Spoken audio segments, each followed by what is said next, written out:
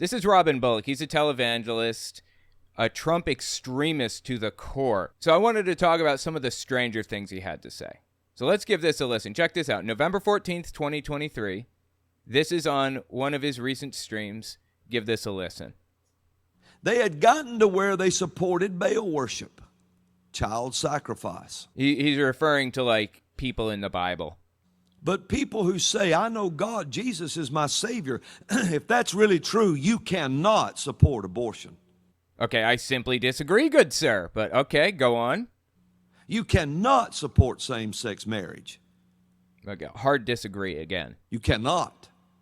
It has gotten to where the Christian church, in the Christian church, divorce for any reason is acceptable. That's fascinating, dude. This guy's going after no-fault divorce again. You know what's so fascinating about this to me? Nobody in the evangelical world was talking about no-fault divorce. Basically, you can get divorced and you don't need, just because you don't love each other anymore, you can get divorced. That is what no-fault divorce is. And Christians didn't lean into this battle until very, very recently. And you know the thing that sparked this battle for Christians? Steven Crowder. It was Steven Crowder. He got divorced from his wife and started complaining about the fact that she could get divorced from him without his permission.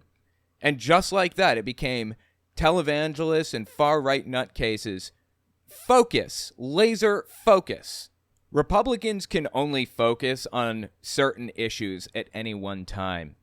The far right and televangelists, evangelical, Christian extremist types, they tend to only operate off of outrage. And they can only keep people outraged about certain things at any given moment, right? Like right now, at this snapshot in history, the outrage is over wokeism. Everybody is woke. Everything is woke. And they're sick of it, apparently. I don't know, 6 months ago, a year ago, it was CRT, critical race theory. You know, before that, it was feminazis, you know, SJWs, and so on and so forth. There's always some primary focus. And actually, right now, they are heavily focused on abortion at this immediate moment as well. But when they lose focus on that thing they're trying to destroy, when they kind of forget about Black Lives Matter, and they focus more on abortion, or they focus more on wokeism or CRT or whatever it is, Black Lives Matter makes progress. That's something I've noticed about the way things operate. Everything is moving forward. That's the nature of society. We move forward, we progress, we build on our past accomplishments. Far-right extremist Trump supporters, evangelical Christians, their goal is to reverse that progress. Not just freeze it, but take steps backward. They can accomplish that. They can take steps backwards, but only on certain issues and only for a certain amount of time. So the more he complains about abortion, which is a losing issue for Republicans right now, the more he complains about gay marriage or whatever, the further Black Lives Matter gets. And when they focus on Black Lives Matter again, gay marriage is going to start making progress. It seems to be the way of things, as far as I can tell. So a minute ago, he was talking about no-fault divorce, right? That seems to be like their new thing. That seems to be the thing they're focused on, thanks to Steven Crowder. Dude was so pissed off that his wife was allowed to leave him that he started a campaign against no-fault divorce. And no, this was not my choice. My then wife decided that she didn't want to be married anymore. And in the state of Texas, that is completely permitted. Quick interjection. I won't take long. I just wanted to tell you guys, YouTube's algorithm operates off of a few factors. Watch time, whether or not you subscribe, and whether or not you like something. So if you really want to help my channel, I would appreciate it if you guys watch the video to the end. If you don't watch it to the end, just watch a little bit longer than you would have otherwise. I would appreciate that very much. All right, let's get back to the video. That was the thing that got everybody whipped into a blood frenzy on the right about no-fault divorce. I don't remember hearing anything about no-fault divorce until just now, until 2023. I didn't hear a word about it. And now I'm hearing random televangelists talk about no-fault divorce. Bizarre, right? You cannot. It has gotten All right, you got to step back. as my Savior. If that's really true, you cannot support abortion. You cannot support same-sex marriage. You cannot. It has gotten to where the Christian church, in the Christian church, divorce for any reason is acceptable. Divorce for any reason is acceptable. I mean, the reason that divorce is an important thing for people to be able to do is because it traps women primarily into extremely toxic, damaging, and dangerous relationships if you don't give them an out. So, anyway, just disgusting stuff, dude. But that's just the tip of the iceberg, man. You think you've heard the worst of Robin Bullock in this? Oh, just wait. Buckle up. Abortion is wrong, period. Same-sex marriage is wrong, period. There is no argument about that. Not for the believer, not for the Christian. There can be no compromise in these areas at all. Here's my problem with what he's saying here. So he denounced abortion and gay marriage primarily, right? Let's talk about that for a second. The Bible is in favor of abortion. I've talked about this a number of times, so I'm going to make this really quick, but Numbers 5:11 to 22 explicitly talks about abortion in a positive light. You should get an abortion if you think your wife has cheated on you. It was extremely important. It was a mandate, basically. You know why? Because back then, knowing the family lineage was everything. You can't just have a baby by somebody else and not know who the father was, particularly in Judaism. You must know who the father was. Otherwise, you didn't know if the kid is really Jewish or if the kid is in the line of this group or that group or whatever. It was extremely important that this kid was born to who they claimed that they were born to. So abortion was encouraged and even mandated if the wife was suspected of cheating. Numbers 5:11 to 22. Again, I'm not going to read it right now, but it's there. The test for an unfaithful wife is what it's called.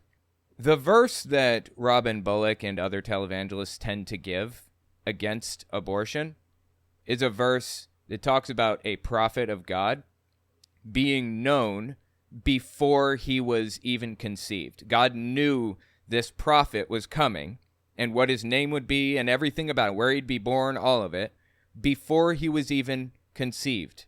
But that didn't apply to anybody but that prophet. Of course, they're just going to completely ignore it. What matters to televangelists is demonizing something that they think they can use to their advantage. And that's what he's doing here. As far as gay marriage goes, gay marriage was never mentioned in the Bible. There are 3 verses in the New Testament, 3 verses in the Old Testament that talk about being gay in any shape or form. The Old Testament was done away with when Jesus came along, so we just throw those out the window. This guy isn't Jewish, he's Christian, right? So this guy should be following Jesus' expectations and understandings of things, not the Old Testament. So let's talk about the New Testament verses. The most seemingly damning one is Romans 1:27. And Romans 1:27 basically says, anybody who gives up natural affections and lays with another man is breaking God's law and will receive the penalties due him, or something to that effect. Actually, that verse uses something called a hapax legomenon, which means there's a single word in there that isn't used anywhere else in the entire book. Nobody really understands the context of what that word means, but it literally translates to weak man bed, a combination of 3 words. So the suspicion is what they were really denouncing was the thing that was deeply hated in the culture at that time, which was pederasty, older men being with younger boys, and being a weak man, and male prostitution. Those were the things that it was almost certainly demonizing in Romans 1:27. But the context is completely irrelevant to Robin Bullock and all of his, followers and all of his fellow televangelists. Doesn't matter. What matters is that you hate gay people and that you hate abortion, and your wife is not allowed to get a divorce under any circumstances, period. That's what matters in this guy's mind. The strangest part about this is he starts going into bizarre detail about abortion. So listen to this. It just gets strange, dude. The grove this would represent these women screaming for their right to kill a child in their womb. He's trying to interpret the Bible. It talks about a grove or something. Wasn't even talking about abortion at all in the Bible. It's a completely unrelated verse about unrelated things. And he's trying to trying to cram this together to turn it into some anti-abortion message when it just wasn't. He's talking about like the grove. Okay, go on. Right to kill a child in their womb. Why don't you just use a contraceptive instead of murdering a child? Well, abortion is not murdering a child. Granted, at a certain point, there is a line at which it becomes a child, but that line is not at 10 weeks. It is a clump of cells at that point. A blastocyst is 150 cells versus the 100,000 or so in the brain of a fly. Seriously, it's not a child. Not a child at 10 weeks, not a child at 15 weeks. At that point, it is more or less simply a clump of cells. And the Bible is in favor of abortion. You think they had pregnancy tests back then? In Bible times? They kind of did, but not foolproof ones. You had to start showing before you have an abortion. And you don't start showing until you're like 20 weeks in. So people in the Old Testament getting abortions at 20 weeks. You know what? I'm curious. When do you start showing? 16 to 20 weeks. That was pretty close. That was good, actually. Good guess. Ancient pregnancy tests, fascinatingly, I think they had a pregnancy test in ancient Egypt where they would pee on barley. You know what? Let me look it up to be sure. I remember reading about this heavily, but let me just double check. Okay, yeah, here we go. Here it is. According to one papyrus text from around 1400 BCE. 1400, that's crazy. So we're talking 3,500 years ago. Jesus. In order for a woman to determine whether she's pregnant or not, all she had to do was urinate in two different bags, one filled with barley and the other with wheat. If the grain in either bag sprouted after being peed on, the woman was definitely with child and could start planning accordingly. But wait, there's more. In order to tell the sex of her new child, the woman simply had to wait and see which of the grains sprouted first. If the barley sprouted faster, the baby would be a boy. If the wheat sprouted first, it would be a girl.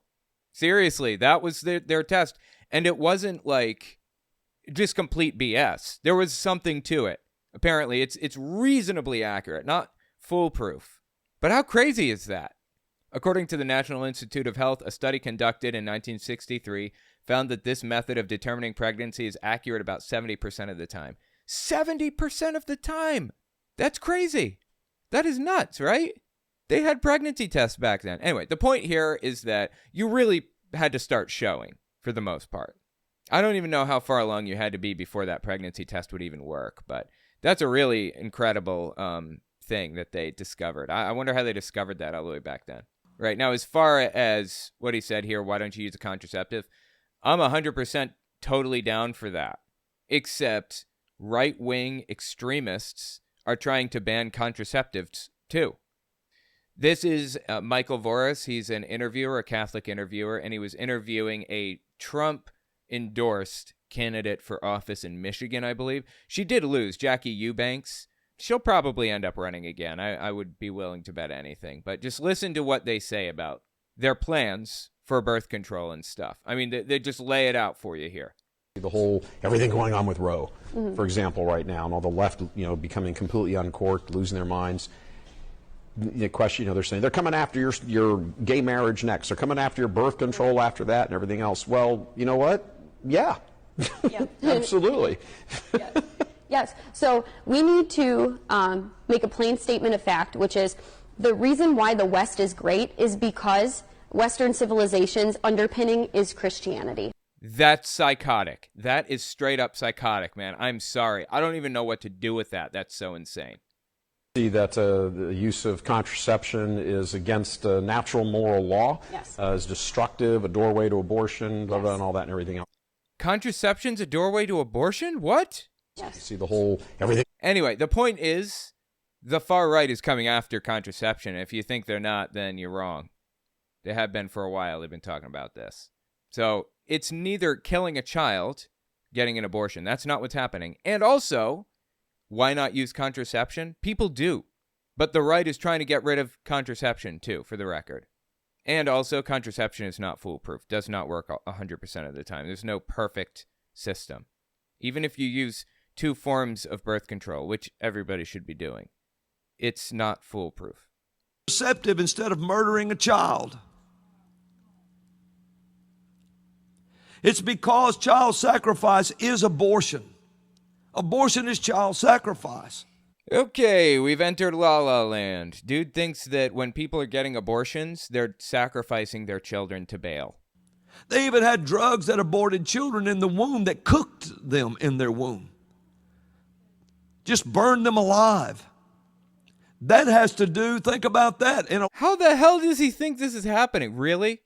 This is one of the most gullible people on planet Earth, if he believes this. And I think he does. I think this guy's a true believer. I really do. He thinks that there is a form, there's an abortion pill that you take that lights your uterus on fire? Is that what he's talking about? How does this work exactly, I wonder? I wish he'd elaborate on this. You know what's truly wild about this whole thing that we're listening to right now? Everything he's saying is complete nonsense. This is made up, all of it. Who made it up? Whoever made this stuff up has a simply depraved mind. I'm sorry, man. This is wrong. Did Robin come up with this? In a minute, you're going to hear some even more depraved stuff this guy has to say. For real. It doesn't get more twisted up than what this guy seems to believe. Elisha's day. You think about it. When the king heard the woman say, we cooked and killed my child. We killed my child and cooked it yesterday. Now we're supposed to cook hers, and she hid it. Dude, what the hell is he talking about right now? Women cooking their children. I don't remember this from the Bible anywhere. I haven't heard anything about this. This guy needs help, seriously. Child sacrifice. It reduces to poverty. It brings drought. It causes all these things. Do you catch that? Reduces to poverty? It reduces to poverty. It brings drought. It reduces to poverty. This guy is a proponent of prosperity gospel, and as such, believes that if you really love God, if you are a true servant of God, you will be rich. God will make you rich if you serve him correctly. And that is evidence that Robin Bullock is serving God correctly, and he's correct about his whole assessment of everything, about God's feelings on abortion and everything, because he's rich. And if he's rich, that means he's got it right. This is psychotic, dude. My God. You not notice why does the Democrat Party constantly fight for child sacrifice? That's their number one thing. It is their number one thing? I remember watching on Fox News one time when there's the problem right there. You got to cut down on that. Bring that down to 0 and check back with me in 6 months and we'll see where you are after that. Dude's watching Fox News. I remember watching on Fox News one time when somebody asked the host there, said, the host asked the guest, why does the Democrat Party constantly fight for abortion? And this was their answer. I bet. For our listening audience, by the way, he shrugged, and I'm shrugging every time I'm silent. I bet, totally. The guest said, a Democrat, presumably, right? The supposed, this probably isn't even true. I'll show you in a minute why I don't think that this is true, but this guy's describing a scenario, no joke, where a Fox host asks his guest, presumably a Democrat, why do you want abortion rights? And the guest says, this is just a joke, dude. Why did Nancy Pelosi almost lick her lips when she passed and smiled and got giddy with her hammer when she when they pass to late-term abortion. Okay, this is fantastic. All right, so you'll if you're watching, you'll notice that first of all, this is fake. This did not happen. But you'll notice that I inserted a little crossfade here, and showed a shot of Robin Bullock licking his own lips. While he's talking about this subject, this is like 30 seconds ago he did this. While talking about abortion. So who is really licking their lips? Nancy Pelosi didn't lick her lips while banging a gavel or whatever. Hang on. Listen again to what he said, because I looked into this heavily and I'll debunk it. Listen. Out and got giddy with her hammer when they passed to late-term abortion. That didn't happen. There was no bill that was passed for late-term abortion under Nancy Pelosi's speakership or whatever. It's just fabricated. I looked really hard. I looked into it. I think they passed some kind of abortion legislation, but there's no video of it, of it passing or whatever. And I don't even know what was included in that abortion legislation. It doesn't seem to be much of anything. It's kind of weird to me that this guy talks smack about somebody licking their lips while he literally licks his lips sensually through this conversation. Yeah, lick those lips, Robin. Lick those puppies hard. Just absurd, dude. Everything about it is absurd. Okay, now that I've shown you that, I slowed it down to half speed, and I'm going to make you watch him lick his lips. I'm not going to pull away. You guys are going to have to watch him lick those lips. Absolutely horrific. So he's talking about abortion being Baal worship, right? Baal was a Canaanite god from the Canaanite pantheon. I don't know why this guy believes that Baal is even real. Isn't Yahweh the one true God? Isn't this guy monotheistic? Why is he talking about Baal in the first place? Anyway, he believes that abortion is sacrifice to Baal, and he has an answer for all of the world's problems in light of that information. Listen to this one. Now, Baal worship does something to God's people. It reduces them to poverty. The scripture said it reduced them to poverty. Okay, I don't remember that. I don't know what he's talking about, who was reduced to poverty or whatever. But again, this is like his basis for prosperity gospel. The idea that if you give God money, you will be rich yourself. You find out through the Bible that the people ate their children. I don't remember that. Maybe. But yeah, I doubt everything this guy says. I'm sorry, man.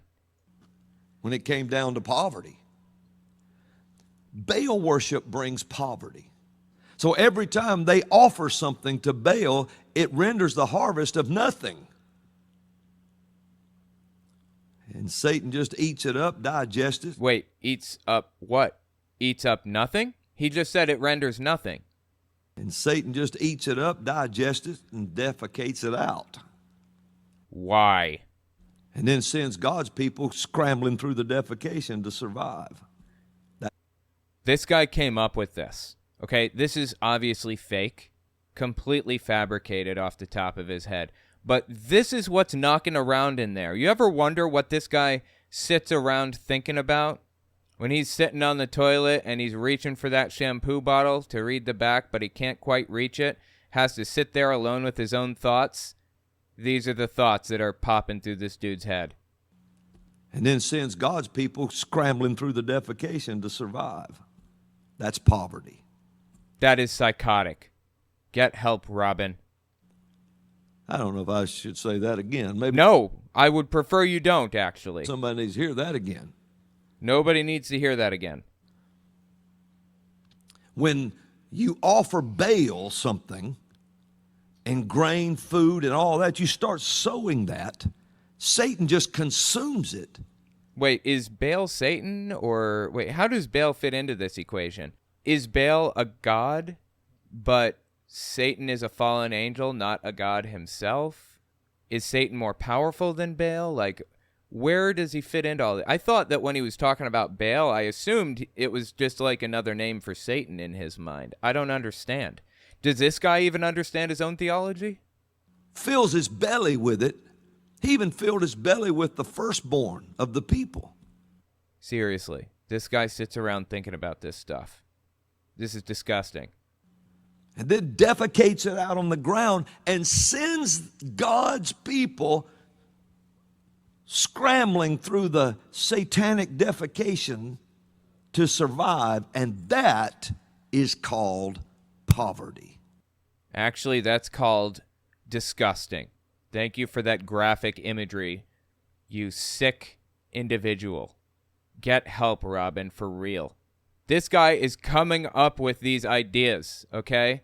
This is not to be found in the Bible. People, were worshiping Baal, gave him an offering, and then Satan comes in and blah, blah, blah. It's all downhill from there. I'm not repeating it. What is wrong with him? Fascinatingly, in this live stream that he did, he had even more bizarre ideas about portals and all kinds of other strange theology. So check this one out. He gets up on Mount Carmel.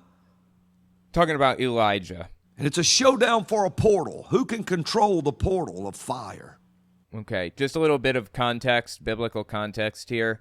In the Bible book, it's talking about Elijah, which was a prophet of God for the Jewish people.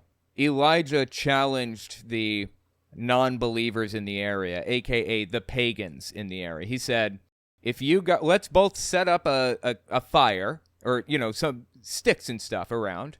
You guys stand there and pray as long as you want for your gods to light the fire for you. And when you're done, I'll pray for my God to light the fire for us. Whoever's God lights the fire is the true God. So in the Bible, in the book that was talking about this, the pagans prayed for like 12 hours overnight, all the way until noon. Nothing happened. Then Elijah comes along and he prays, and fire came from the sun and lit it. Obviously completely fake, but okay. What does that have to do with the portal?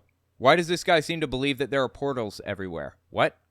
And it's a showdown for a portal. Who can control the portal of fire? No, it wasn't a showdown for the portal. It was proof that Yahweh was the one and only true God. What the hell is he talking about? Like, he didn't understand any message the Bible was laying down, did he? He didn't understand any of this. Israel is the land of portals. It's the land of portals. There's always a portal that leads from the earth to heaven. What the hell does that mean? This is why they had that Red Sea summit down there. Okay, I don't know what Red Sea summit he's talking about. They had that Red Sea summit where the guy, they wrote the 10 green new commandments, the crap commandments. Commandments written in the defecation with... Again, dude, this guy, get your head out of your metaphorical ass, please. This is insane. This is disgusting. The pen dipped in the defecation of Satan's piss and crap. Somehow he manages to top his previously already disgusting layout of the situation. How did he manage to top it? And wrote those commandments. And what the hell is he even talking about? Green commandments? Well, I don't know what this Red Sea Summit thing is, but I did actually look up these Green Commandments things or whatever. And this is the closest that I could come to it. The Pope's 10 Commandments on climate change. I don't know if that's what he's talking about or what. I have no idea. I don't know. But the Pope, they're not like 10 Green Commandments or whatever. It's just things the Pope said that we should be thinking about. Think of future generations. What kind of world do we want to leave to those who come after us, to children who are now growing up? Embrace alternative energy sources. Consider pollution's effect on the poor. Take the bus. Be humble. Don't become a slave to your phone. I mean, how can Robin Bullock disagree with any of this stuff? This is all great, information. These are all great ideas. Don't trade online relationships for real ones. Okay, well, that's an odd one, but all right, I suppose. Turn off the lights. Recycle. Don't waste food. Great one. Educate yourself. Yes, love it. Love everything about it. Believe you can make a difference. I love it. Yes, absolutely. That's about as close as I can figure this guy is talking about. 10 green commandments written in Satan's piss and defecation. Like, what? Sea summit down there. They had that Red Sea summit where the The guy, they wrote the 10 green new commandments, the crap commandments.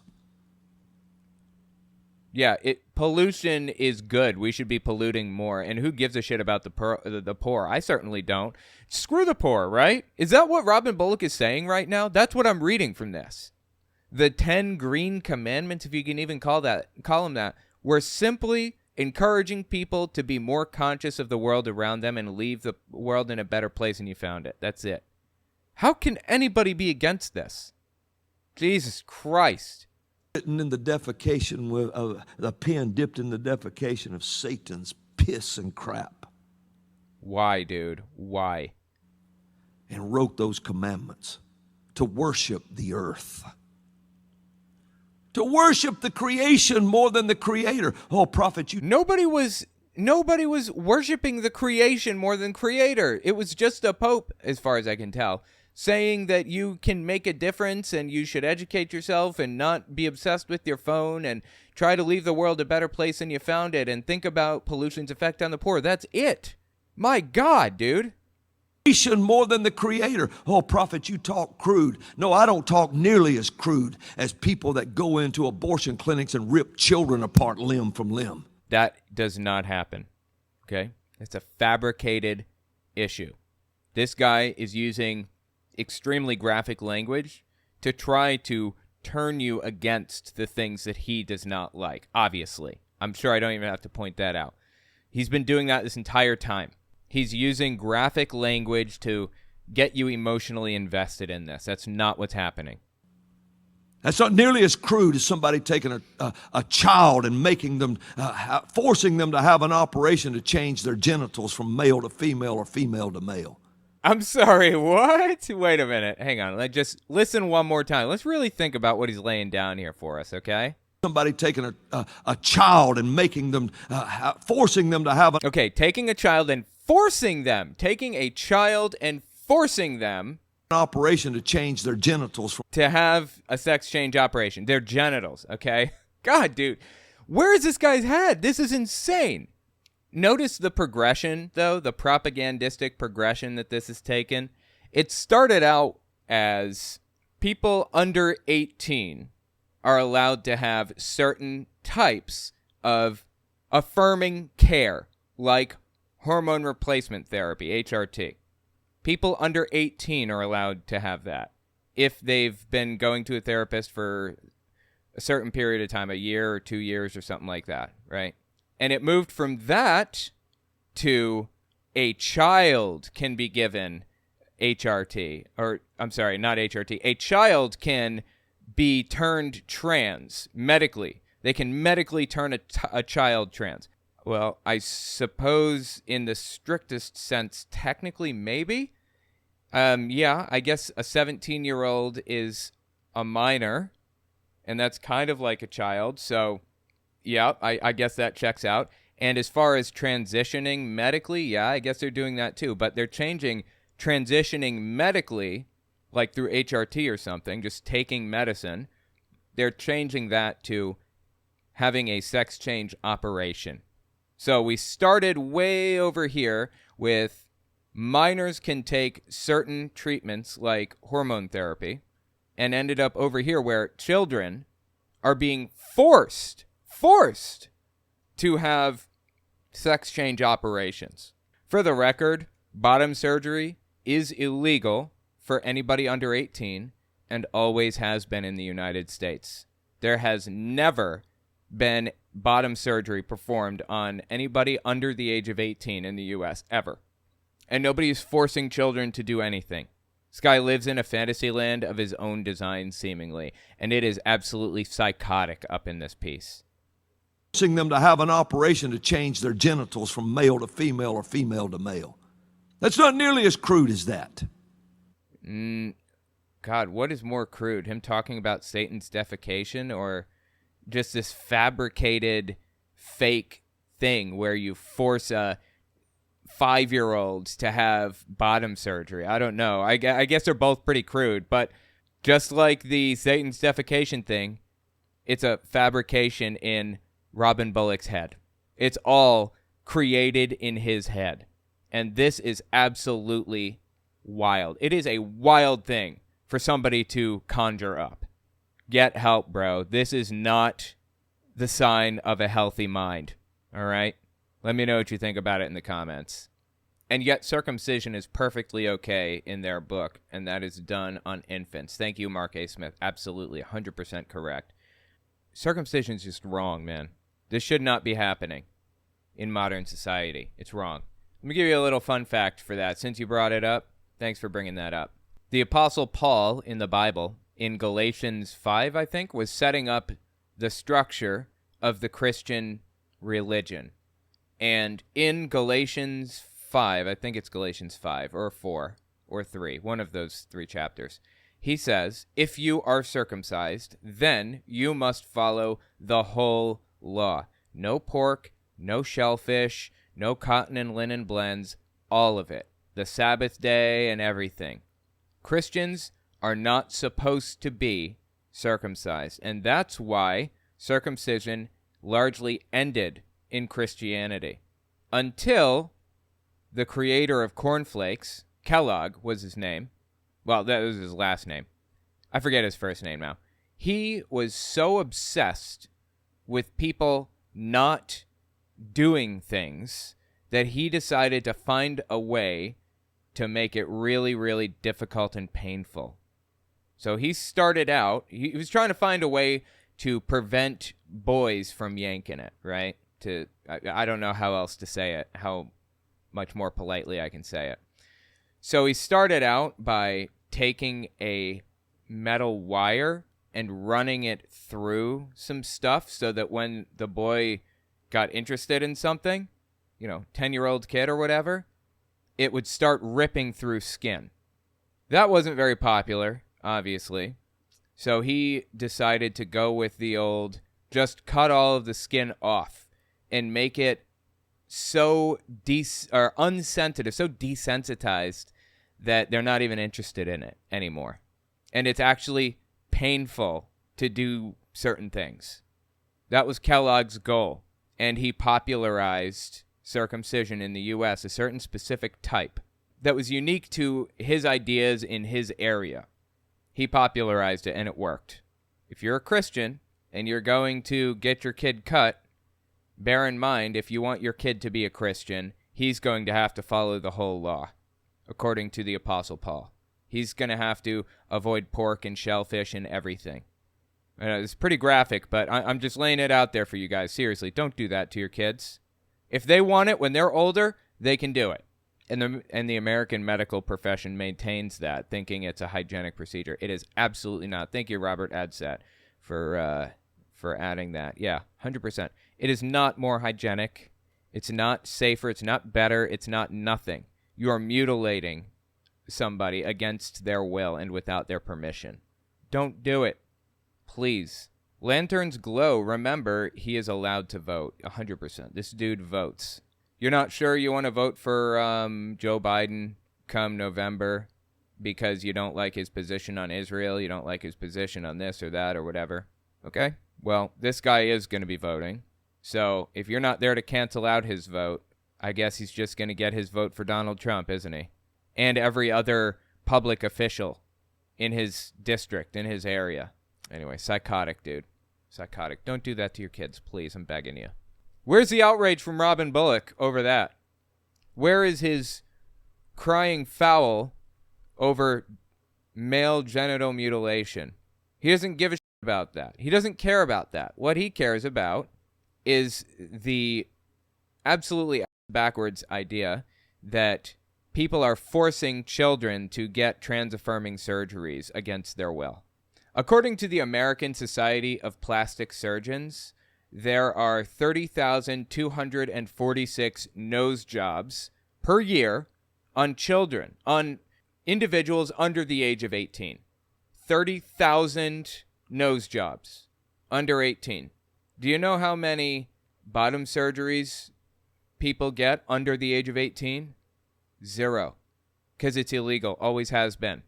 Do you know how many mastectomies people get, like breast reduction surgeries or whatever? It's between 2,000 and 3,000 per year at absolute most. It's hard to even know exactly how many, but it's in the very, very low thousands. Nobody is getting trans surgeries under 18, and certainly no one's forcing it on children. I'll tell you what, if you want to complain about genital mutilation or whatever, or mutilation of any kind, start with circumcision and then move on to nose jobs for minors. It was never about that. It was about hating a group of people for no reason.